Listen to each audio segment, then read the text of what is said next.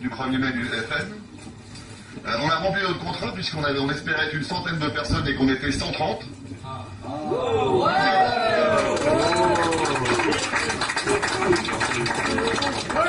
Nous constituons, et de loin, je crois, la première délégation des Patriotes aujourd'hui, et je pense que c'est quelque chose qui va s'amplifier dans les années à venir. Je m'en vais tout de suite céder la parole à notre président Alain Soral, qui va nous faire part de ses commentaires sur la situation politique. Alors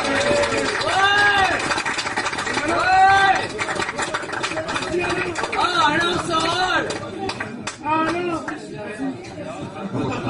Soral, président.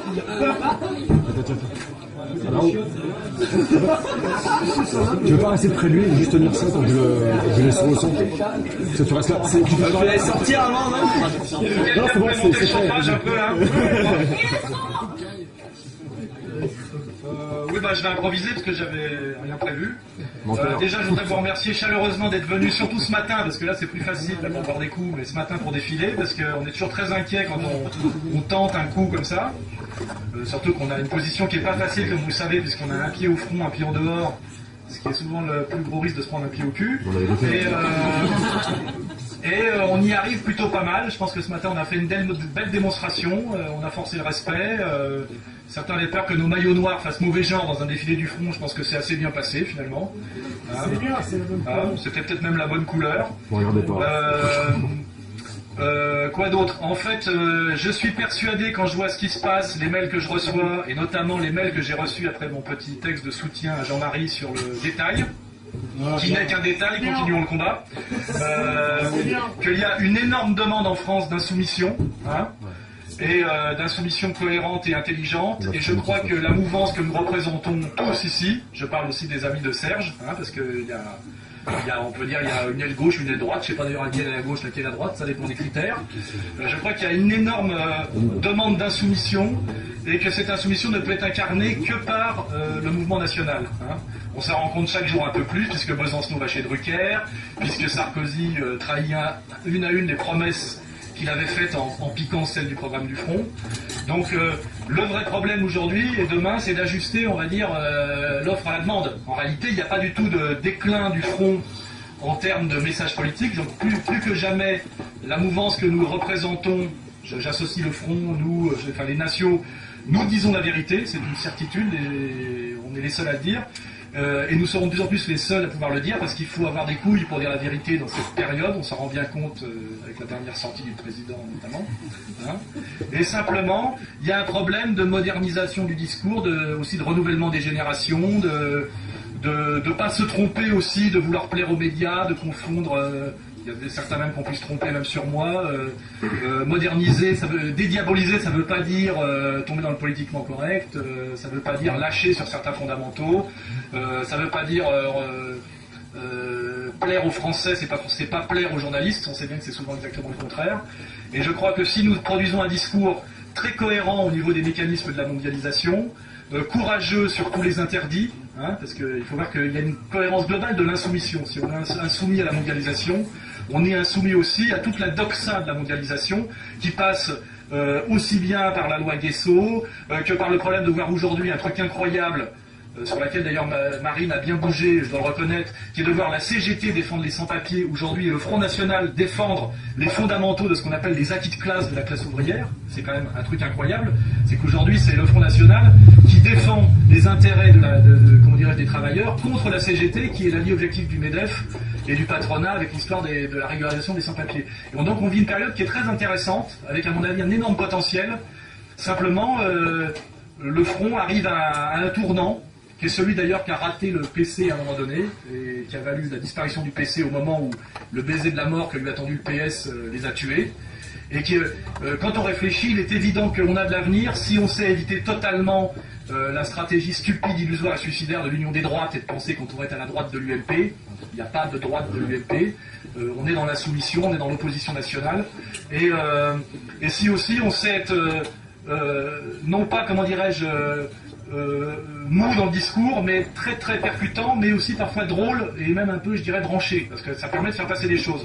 Je vois que moi, avec mon slogan que j'ai sorti sur le texte, pour ceux qui l'ont pas lu, de défense de Le Pen pour le droit au blasphème, que de plus en plus, ce n'était plus que de plus en plus c'était la Deuxième Guerre mondiale qui devenait un point de détail de la chambre à gaz. Je pense que ce genre de phrase nous permet de marquer des points, c'est-à-dire ne rien lâcher sur l'essentiel, mettre les rigueurs de l'autre côté et rendre perplexe l'adversaire. Et je crois que sur tous les sujets, il y a moyen de marquer des points car on est dans le vrai, c'est une évidence et les gens s'en rendent compte. Hein, la critique de la mondialisation est totalement pertinente, de dire qu'aujourd'hui la nation est une valeur de défense des acquis sociaux, c'est-à-dire qu'on peut défendre la nation pour des raisons de droite comme de gauche.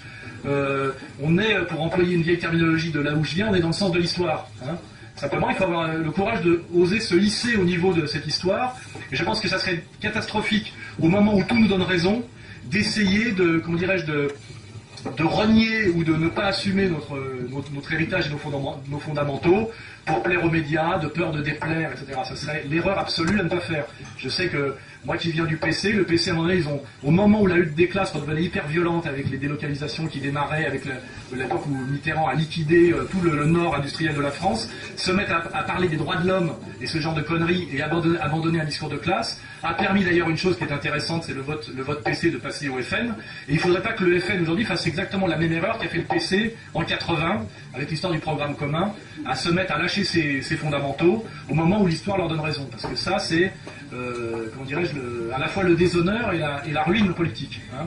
Donc, moi, je suis pour la dédiabolisation, je suis pour montrer qu'on est les plus modernes, les plus branchés, mais je ne suis pas pour, comment dirais-je, pour aller à Munich, comme on dit. Hein, c'est-à-dire baisser le pantalon, se déshonorer. Parce que le jour, tant qu'on a une capacité de nuisance, et que tant qu'on a des électeurs, et nos électeurs sont les gens en colère, c'est les gens qui souffrent, sont les gens qui en ont plein le cul, hein, donc c'est des gens qui aiment un discours un peu couillu. Tant qu'on a une capacité de nuisance, on peut se faire respecter. Le jour où on essaye de plaire, et qu'on pense que parce qu'on a un bon article dans les Inrecuptibles ou qu'on a une phrase sympa à Canal+, c'est qu'on a gagné le combat, c'est au contraire parce qu'on est en train de le perdre. Parce que le jour où on n'a plus de capacité de nuisance, on disparaît totalement. Et je crois qu'il faut... Bravo. Il faut... Absolument. Ouais. Bravo. Donc, on va en parler pendant des heures. Aucune concession sur le fond, mais par contre, est inattaquable sur la forme, car en réalité, aujourd'hui, la forme est très importante dans ce monde de l'image. Et c'est pour ça que on peut rendre perplexe certains en ayant un discours très pointu sur la mondialisation libérale, où parfois on peut même donner des leçons à ceux qui comptent Besancenot, en ne lâchant rien sur la liberté d'expression, sur les sujets les plus tabous, et de montrer que nous sommes en réalité une avant-garde, ce qui, pour ceux qui ont une vraie culture historique, ont souvent été les mouvements nationalistes. Les mouvements nationalistes, à une époque, ont été des avant-gardes artistiques, des avant-gardes idéologiques, qui n'étaient pas des arrière-gardes. Et il ne faut pas avoir ce complexe de la modernité. Nous sommes l'avant-garde, et nous n'avons de leçons à recevoir, comment dirais-je, de modernité de la part de personne, surtout quand on voit que ceux qui incarnaient l'avant-garde avant, qu'on a pu appeler l'extrême gauche, font aujourd'hui le tapin pour les néolibéraux américains. On voit Charlie Hebdo relayer toutes les stratégies de la CIA, où on voit à Ménard de Reporters sans frontières aller se mettre à la remorque du Dalai Lama. C'est bien. On a un énorme espace en réalité. Hein. Donc il faut aller de l'avant, et il faut avoir conscience qu'on n'a aucun complexe à avoir, qu'on dit la vérité, qu'on s'est finalement pas tant trompé que ça, et que nous sommes une avant-garde, que nous sommes modernes, que les ringards c'est les autres. Voilà. Ouais, bravo. Et pour finir, parce qu'on a eu ce débat chez nous, notamment UR, j'ai défendu dès le départ, moi, la banderole du PSG, hein, que je trouvais drôle. Le chambrage, et le droit au chambrage est une tradition du peuple du football. Il n'y a pas que Canal+, qui a le droit de faire des vannes, n'est-ce pas, hein. C'est un des derniers privilèges du sous-prolétariat qui paye son billet pour aller au match, c'est de pouvoir se marrer, de chambrer de région à région. Hein. Les ch'tis ne sont pas une nouvelle population intouchable. Sous prétexte que Danny Boone a fait un film, ça deviendrait un nouveau peuple élu inattaquable. Non, on a le droit de traiter les ch'tis. On a le droit de traiter les ch'tis de consanguins, de chômeurs, si on a envie de se marrer. Ils ont le droit de chambrer les Parisiens. D'ailleurs, ils n'ont pas besoin parce qu'ils vont redescendre en D2. Donc, on a le droit de faire tout ça. Ça fait partie de l'esprit gaulois. Ça fait partie du génie français. Voilà. Et il faut bien comprendre. Et tout ça, le détail, la banderole sur les ch'tis, c'est la même chose. Insoumission, humour, subversion. Merci à vous.